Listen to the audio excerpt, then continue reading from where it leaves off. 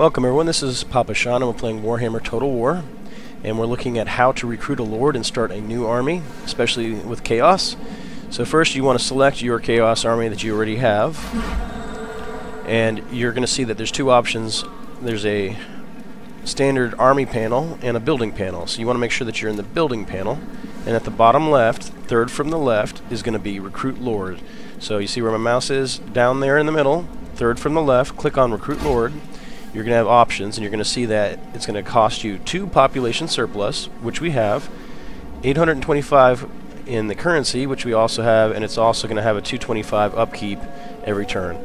So you want to select the unit you desire. So what you want to take a look at is if it's a Chaos Lord or if it's a Chaos Sorcerer, and if it's a Sorcerer, whether it's fire, metal, different options you've got there for the Sorcerers.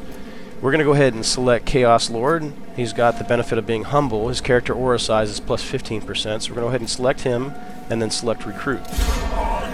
That gives us another army, and you'll notice that immediately we have this red skull and crossbones. What does that mean? Well, in Chaos armies, the Chaos armies fight amongst themselves if they're too close to one another. So because I just recruited that new lord, there is already infighting going on, and next turn I will take a penalty to my troops. So right now they're at full health, and you actually can see that one little red bar there. You can see it better on the Chaos spawn.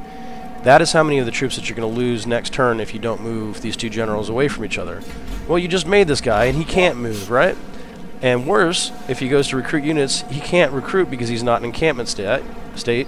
And in order to do encampment state, he will only be able to build based on the structures he has. So if you hover over his structures, he's only going to get himself Marauder Horsemen, Chaos Marauders, and Chaos Hounds, the Warhounds. That isn't much of an army, and he'll soon get himself killed off. How do you keep him alive? Well, this is what I recommend. Select your main unit that just created the new lord. Take them out of encampment stance. Put them into stance none, if you choose.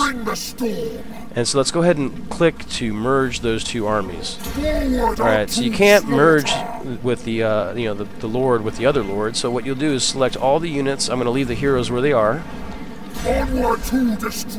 Alright, so now I have given the brand new lord a pretty much full stack of units. He's got 18 out of 20 because I kept the 2 heroes.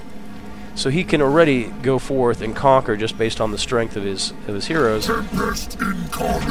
I have some structures. This will allow me to build dragon ogres on my old general. So now that I've got them, I want to separate this guy. And so I can see the skull and crossbones until it gets to a point where they disappear. That means if I move this far away, we'll no longer be at having infighting going on between the two camps.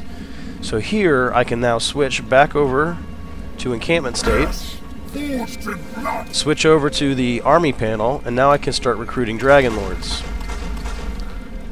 So you always want to give, in my opinion, you always want to give your new lord, your new general, the army that just got created, all the units that came from the pre-existing army.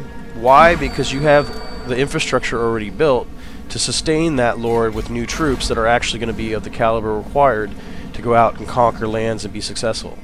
So I hope that's helped you in your Chaos campaigns. It can be a little difficult if you have your new lord get killed. Not only does he lose his entire army and the lord, if in the case he doesn't get wounded, if he actually dies, then you also will lose all the progress you've made towards the structures. If you wanted to make your way up and get better units, as you see here, all of this would go away. It's as if your settlement was raised and then you're not given the ability to retake it. Alright, so make sure that you hand off all the powerful units to the new lord. You'll have much better success in your games. I hope this has been helpful. Please like, share, subscribe, comment. It's all free to do, helps me out greatly, and all ad revenue goes towards the kids' college education. Thank you very much again, and enjoy Warhammer Total War.